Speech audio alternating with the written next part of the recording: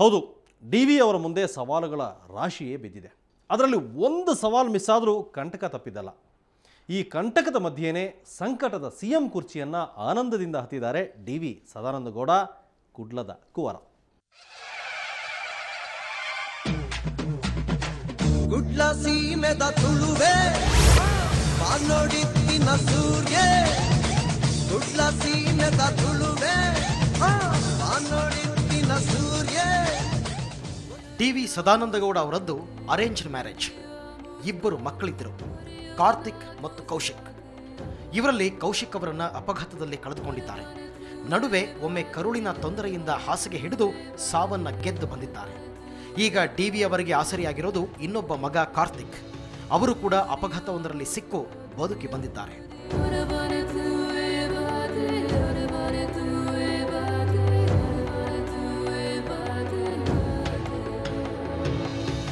ಈ ರಾಜಕೀಯ ಹಾದಿಯಲ್ಲಿ ಡಿ ವಿ ಅವರ ಸೋಲು ಗೆಲುವು ಸುಖ ದುಃಖಗಳಲ್ಲಿ ಹೆಗಲಿಗೆ ಹೆಗಲು ಕೊಟ್ಟು ನಿಂತಿದ್ದವರು ಡಾಟಿ, ಕೊಡಗಿನ ಯುವತಿ.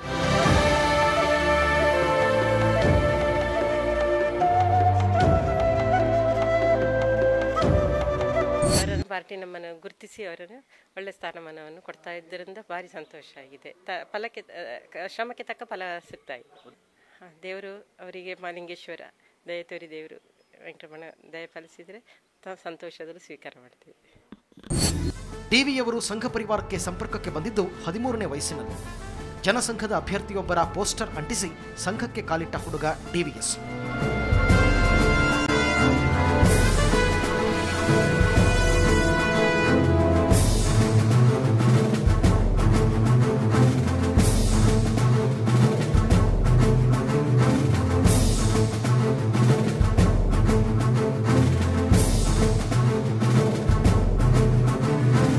ರಾಜಕೀಯ ಪ್ರವೇಶ ಆಕಸ್ಮಿಕವೇನೂ ಅಲ್ಲ.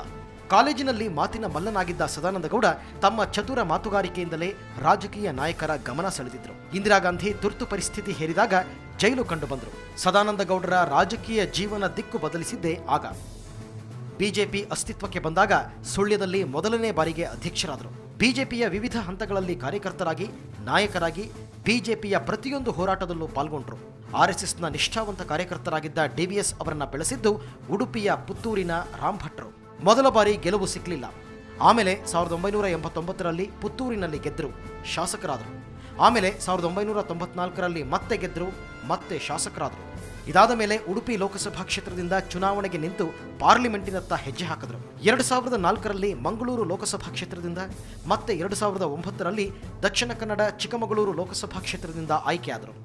ಶಾಸಕರಾಗಿ ಗೆದ್ದ ಮೇಲೆ ಅವರು ಸೋಲನ್ನ ಕಂಡೇ ಇಲ್ಲ ಅನ್ನೋದು ಸತ್ಯ. ಕುಮಾರಸ್ವಾಮಿ ಜೊತೆ ಯಡಿಯೂರಪ್ಪ ಸರ್ಕಾರ ರಚನೆ ಮಾಡಿದಾಗ ಡಿವಿ ಬಿಜೆಪಿಯ ರಾಜ್ಯಾಧ್ಯಕ್ಷರಾಗಿದ್ದರು. ಕುಮಾರಸ್ವಾಮಿ ಅಧಿಕಾರ ನೀಡದೆ ಯಡಿಯೂರಪ್ಪ ಒಂದೇ ವಾರಕ್ಕೆ ಸಿಎಂ ಪಟ್ಟ ಕಳೆದುಕೊಂಡಾಗ ಜೊತೆಗಿದ್ದವರು ಸದಾನಂದ. ಯಡಿಯೂರಪ್ಪ ವಚನ ಭ್ರಷ್ಟತೆಯನ್ನೇ ಮುಂದಿಟ್ಟುಕೊಂಡು ಚುನಾವಣೆ ಎದುರಿಸಿದಾಗ ರಾಜ್ಯದ ಮೂಲೆ ಮೂಲೆಗಳಲ್ಲೂ ಪಕ್ಷವನ್ನ ಸಂಘಟಿಸಿದ್ದು ಸದಾನಂದಗೌಡ. ಯಡಿಯೂರಪ್ಪ ಸಿಎಂ ಆದಾಗ ಅವಕಾಶವಿದ್ದರೂ ಅಧಿಕಾರದಿಂದ ದೂರ ಉಳಿದವರು ಸದಾನಂದಗೌಡ. ಸಚಿವರಾಗಲಿಲ್ಲ. ರೆಡ್ಡಿಗಳು ಬಂಡಾಯ ಎದ್ದಾಗ ಯಡಿಯೂರಪ್ಪನವರ ಸಿಎಂ ಸ್ಥಾನ ಹೊರಟೇ ಹೋಯಿತು ಅನ್ನೋ ಪರಿಸ್ಥಿತಿ ಎದುರಾದಾಗ ಬಿಎಸ್ವೈ ಜೊತೆಗಿದ್ದವರು ಸದಾನಂದಗೌಡ. ಬಂಡಾಯ ಶಮನಗೊಳಿಸುವಲ್ಲಿ ಡಿವಿಎಸ್ ಪಾತ್ರವು ದೊಡ್ಡದು. ಒನ್ಸ್ ಅಗೈನ್ ಆಗ ಕೂಡ ಸದಾನಂದರ ನಗೆ ಮಾಸಿರಲಿಲ್ಲ. ಆಮೇಲೆ ಪಕ್ಷದ ರಾಜ್ಯಾಧ್ಯಕ್ಷ ಹುದ್ದೆ ತ್ಯಜಿಸಿದಾಗ ಕೆಎಂಎಫ್ ಅಧ್ಯಕ್ಷ ಸ್ಥಾನ ಸಿಗುವ ಭರವಸೆ ಇತ್ತು. ಆದರೆ ರೆಡ್ಡಿಗಳ ಪ್ರಾಬಲ್ಯದಿಂದಾಗಿ ಅದೂ ಕೈತಪ್ಪಿತು. ಆಗಲೂ ಪಕ್ಷಕ್ಕೆ ನಿಷ್ಠರಾಗಿ ಅಸಮಾಧಾನ ತೋರಿಸಿಕೊಳ್ಳದೆ ಉಳಿದ ಡಿವಿಎಸ್ ತಾನು ಪಕ್ಷಕ್ಕೆ ನಿಷ್ಠ ಅನ್ನೋದನ್ನ ಸಾಬೀತುಪಡಿಸಿದರು. ಈಗ ಅವರ ಎದುರು ದೊಡ್ಡ ಸವಾಲುಗಳ ಪಟ್ಟಿಯೇ ಇದೆ. ಬಿಜೆಪಿ ಈಗ ಅಧಿಕಾರಕ್ಕಾಗಿ ಹೊಡೆದಾಡಿ ಒಂದಾಗಿರುವ ಪಕ್ಷ. ಅದನ್ನು ಒಗ್ಗೂಡಿಸಿ ಅತ್ಯುತ್ತಮ ಆಡಳಿತ ನೀಡುವ ಸವಾಲು ಡಿವಿಎಸ್ ಎದುರಿದೆ. ಕ್ಯಾಬಿನೆಟ್ ರಚನೆ ಡಿವಿಎಸ್ ಎದುರು ಇರುವ ಬಹುದೊಡ್ಡ ಸವಾಲು. ತಮ್ಮ ಜೊತೆಗಿದ್ದವರನ್ನಷ್ಟೇ ಅಲ್ಲ, ಶೆಟ್ಟರ್ ಬಣದಲ್ಲಿದ್ದವರನ್ನು ತೃಪ್ತಿಪಡಿಸಬೇಕಾದ ಅಗತ್ಯ ಮತ್ತು ಅನಿವಾರ್ಯತೆಗಳೆರಡೂ ಇವೆ. ಇನ್ನು ರೆಡ್ಡಿ ಬ್ರದರ್ಸ್ ಸಿಎಂ ಹೇಳಿದವರಿಗೆ ಬೆಂಬಲ ಎಂದಿದ್ದವರು ರಾತ್ರೋರಾತ್ರಿ ಬೆಂಬಲ ಬದಲಿಸಿ ಈಶ್ವರಪ್ಪ ಬಣಕ್ಕೆ ಜೈ ಎಂದಿದ್ರು. ಲೋಕಾಯುಕ್ತ ವರದಿಯಲ್ಲಿ ಅವರ ಹೆಸರು ಇರೋದ್ರಿಂದ ಅವರನ್ನ ಸಂಪುಟಕ್ಕೆ ತೆಗೆದುಕೊಳ್ಳೋದು ಅಸಾಧ್ಯ. ಹಾಗಿದ್ರೂ ಅವರನ್ನು ಸಮಾಧಾನಪಡಿಸಿ ಆಡಳಿತ ನಿರ್ವಹಿಸಬೇಕಾದ ಸವಾಲು ಎದುರಿಗೆ ಇದೆ. ಇನ್ನು ಪ್ರತಿಪಕ್ಷಗಳ ಸವಾಲು ಎದುರಿಸುವುದು ಇನ್ನೂ ಕಷ್ಟವೇ.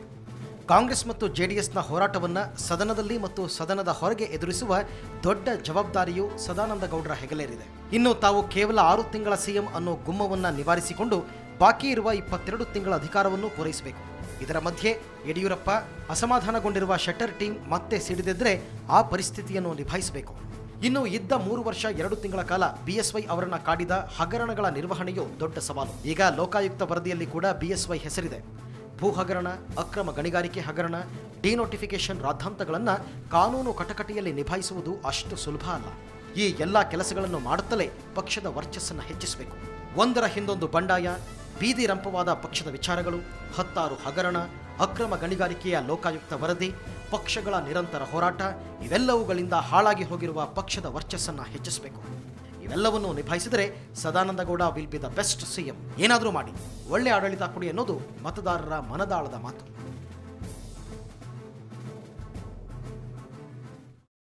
ಅವರ ಸ್ಮೈಲ್ ಆಹಾ ಬೊಂಬಾಟ್.